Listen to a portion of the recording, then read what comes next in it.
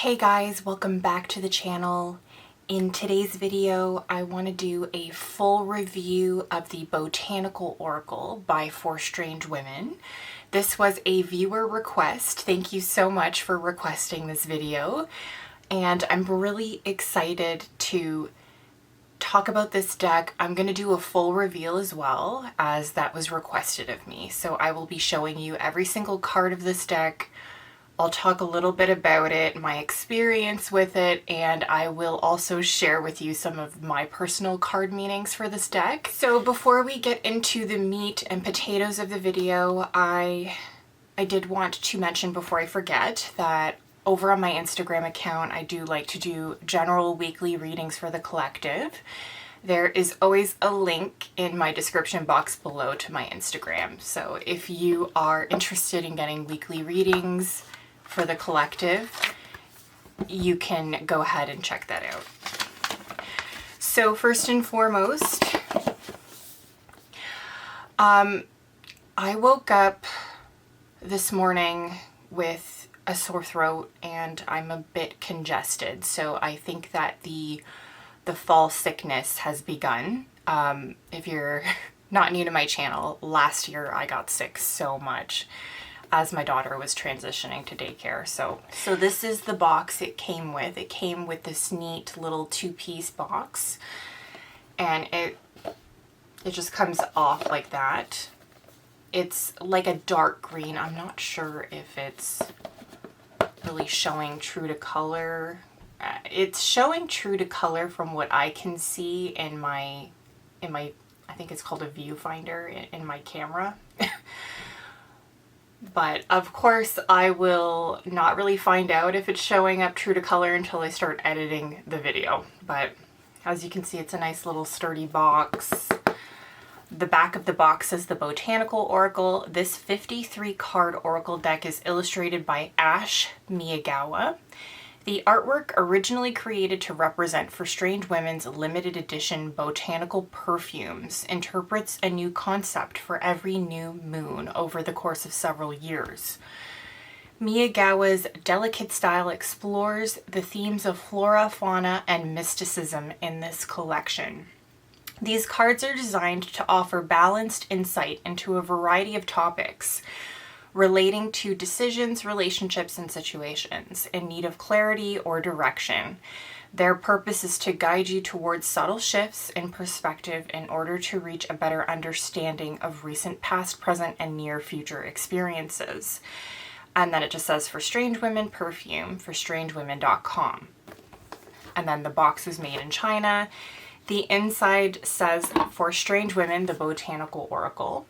So as what I'm about to show you, you'll see that the box is actually a bit bigger than the cards. There is some space, so it doesn't fit neatly in the box. And then it comes with a little pamphlet for your card meanings. It does not come with a guidebook. So if you are an oracle or tarot reader who really likes a thick guidebook, you like a study book, this is not going to be the deck for you.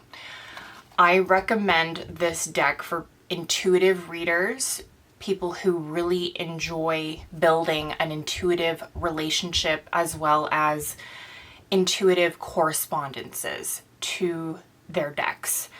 This is not, like I said, this is not going to be a deck for somebody who likes to read by the book, so to speak. This is for somebody who is incredibly intuitively drawn to the imagery that I'm about to show you, and they enjoy intuitively reading their decks. So you will see me looking down throughout the video, and I'm just referencing my notes. Imagery on the cards, it's very earth focused. To me, it looks very witchy. It's very of the element of earth.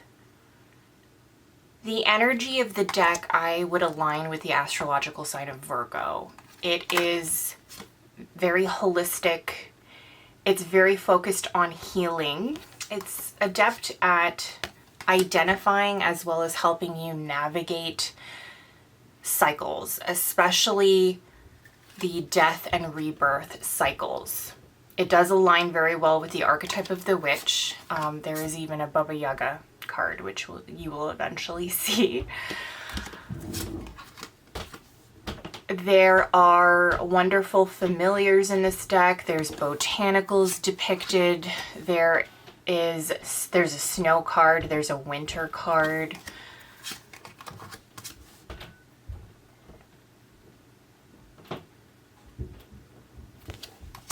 If you're not new to my channel, you know that I've dedicated this deck to Hecate. I only use this deck with Hecate.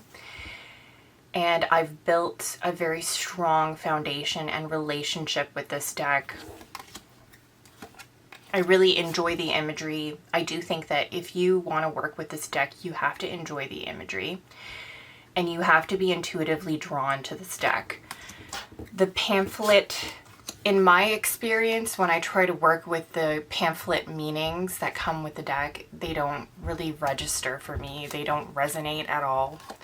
So this is a deck that I strictly only use my intuition. And there was a period where I was trying to work with this deck with the little pamphlet here, and it actually just went missing for a period of time. So I felt like that was Hecate's little way of saying, no, this is a deck that you need to work with intuitively and build your own correspondences.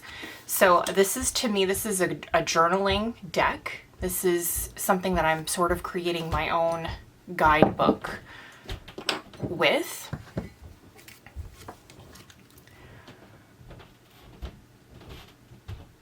This is going to be an excellent deck for people who already have an understanding of what certain botanicals mean, as well as familiars, animals. I can see this deck working really well with people who practice as green witches.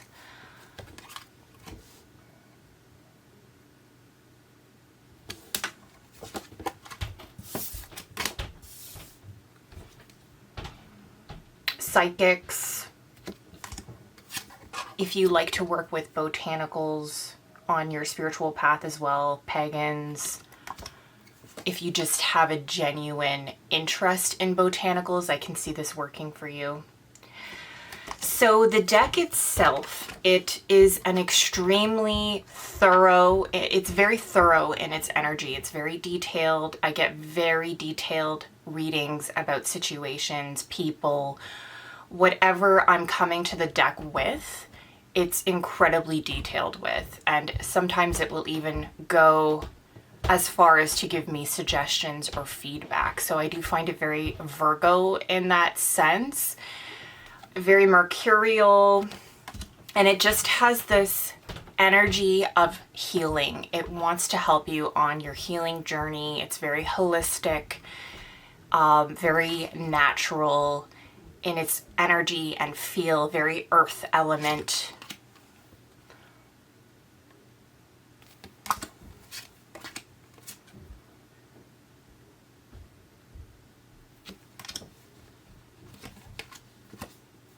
Alchemist card.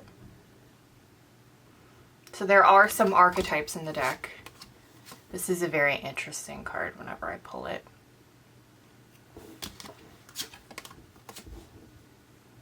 Hypnosis. I typically pull this card if somebody is experiencing manipulation, or if they do trance work, I will pull this card for them. Cauldron, which represents the womb, the creatrix to me.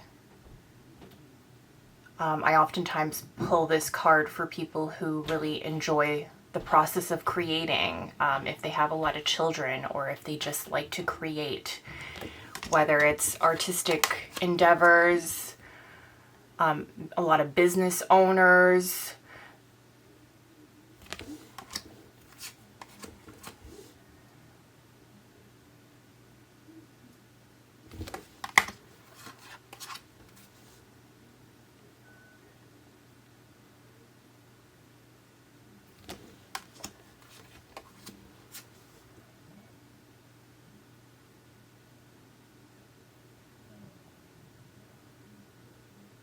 I really hope you can see the imagery.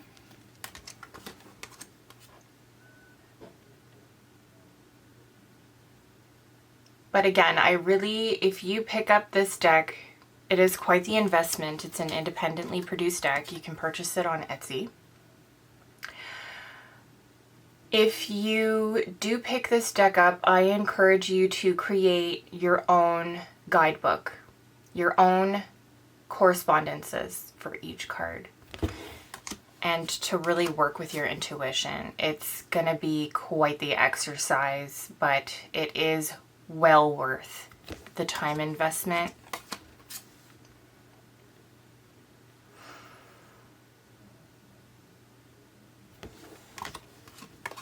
Lovely nightshade. If you watched my archetypes video, I align this up very well with the Venom archetype in that video. I went over the whole meaning of what that archetype represents to me. So this to me, like poisons, a lot of poisons, it represents that dual aspect of what can hurt can also heal. So I like to explore that whenever I pull this card. Cinnamon to me aligns up very well with the energy of the Ace of Wands. It's associated with abundance traditionally. However, for me personally, this herb, it's a very fiery, passionate herb. It aligns very well with love, sex, passion. The ocean archetype, to me, I like to explore depths of the psyche, emotions. So I've also had this card pop up as somebody actually going on a trip to the ocean. The clock, which I'm sure you could guess what this is about or how I read this card.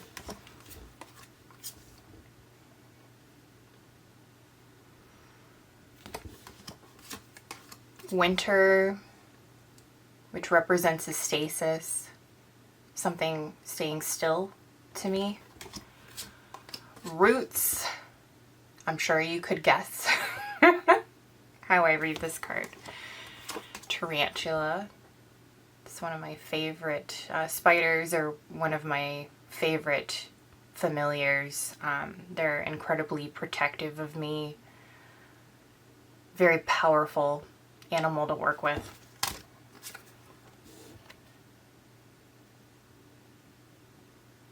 I don't know if you can see it too, but whenever I see this card, I always think it looks like a wand to me. Maybe because I am just like, I was obsessed with Sailor Moon as a kid. This has a very ominous feel to it.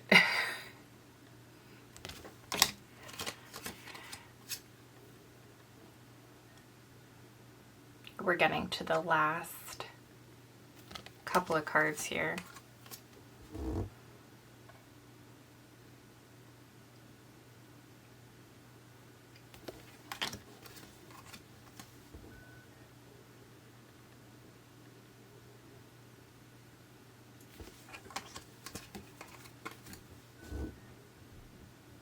Beautiful card.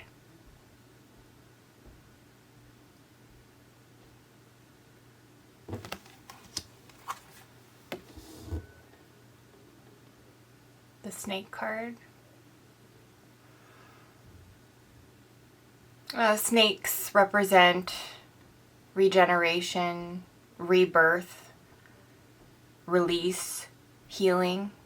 Particularly, there's a very strong association with sexual trauma, but of course snakes don't just represent that.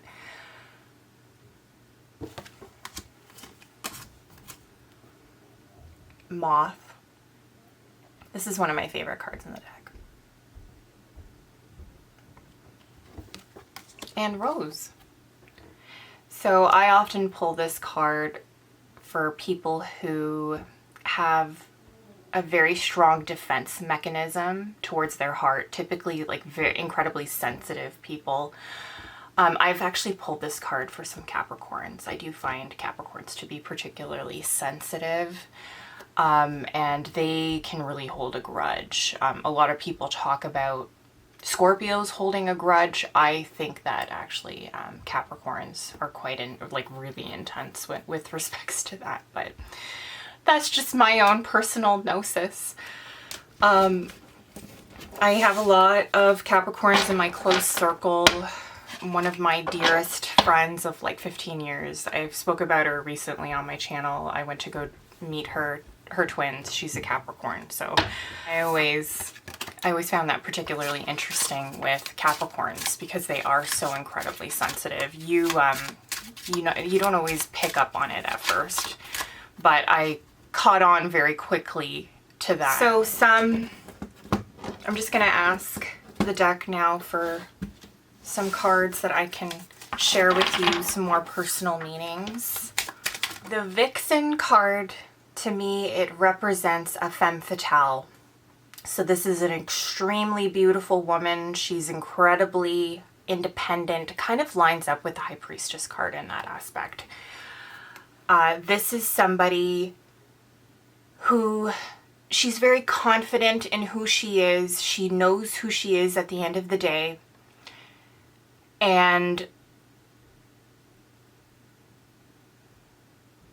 she's not ashamed of her sexuality. She's not ashamed of the way that she looks. She's not ashamed of her desires. The Labyrinth here, I was incredibly drawn to this card because Hecate has a symbol that is a labyrinth. Although it is not the same symbol as Hecate's labyrinth. I can actually show you.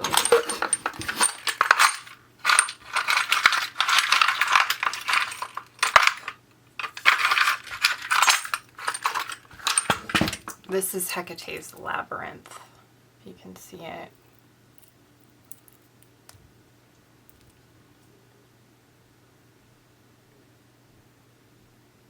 But I was so incredibly drawn to this card because there is a labyrinth in the deck.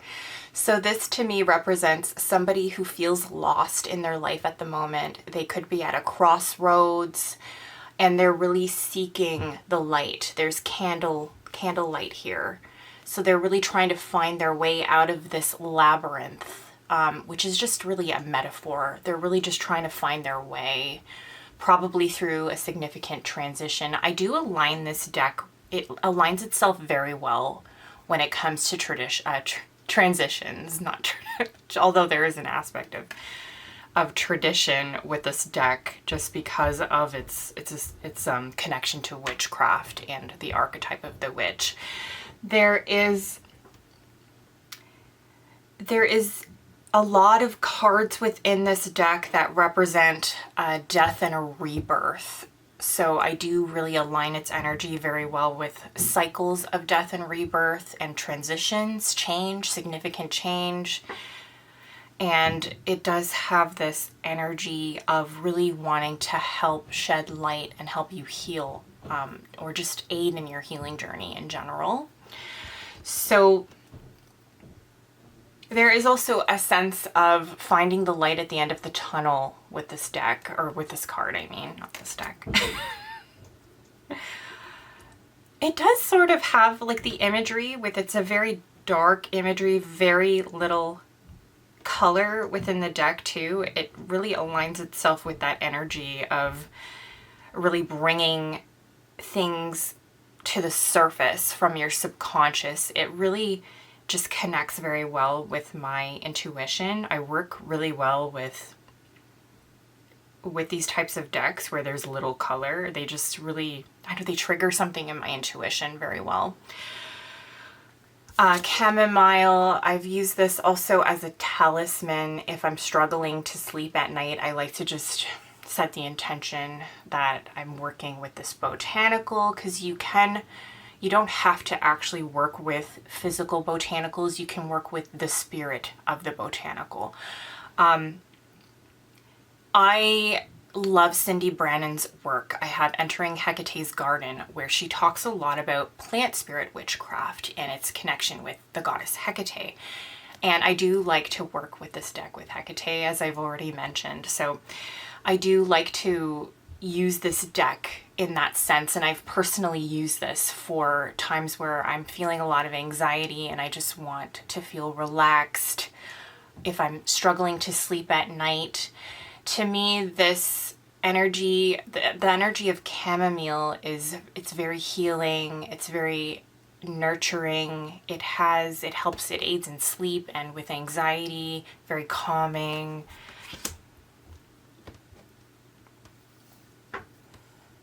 The Magnolia card here. So I'm very drawn to the butterfly. To me, butterflies represent spring, new beginnings, usually change for the better. And really the fragility of life and the importance to live it to its fullness, because you don't know what's going to happen in the future.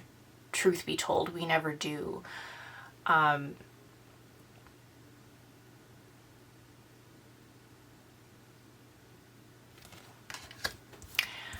And morels, which represent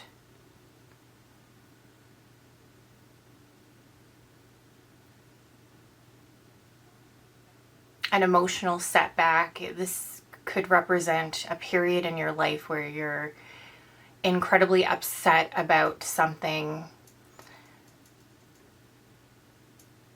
grief,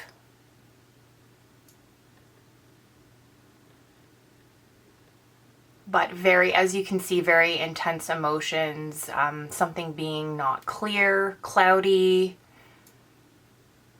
as there is quite thick rain here.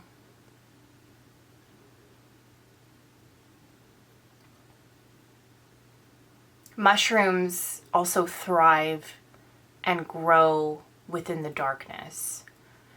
So there is an alignment with that as well. But yeah, that is my full reveal and breakdown of the Botanical Oracle by Four Strange Women. So you can purchase this deck on Etsy. It's under a perfume shop. I think they make like natural based perfumes. I actually haven't purchased a perfume yet. It is on my to-do list eventually, but I haven't gotten around to it yet. I actually purchased this deck on sale at a local, like, not quite witchy shop, but I did purchase this at a local shop. I would encourage you, if you're drawn to the imagery, if you know, the pamphlet with meanings that don't really resonate is okay with you, however, you are incredibly drawn, intuitively drawn to the imagery, and you do not shy away from intuitive reading,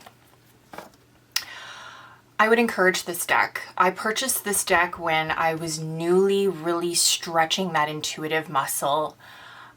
It had been quite some time since I had really worked with my intuition, and I did really enjoy building that foundation and connection to this deck. This is one of my main, like, working decks.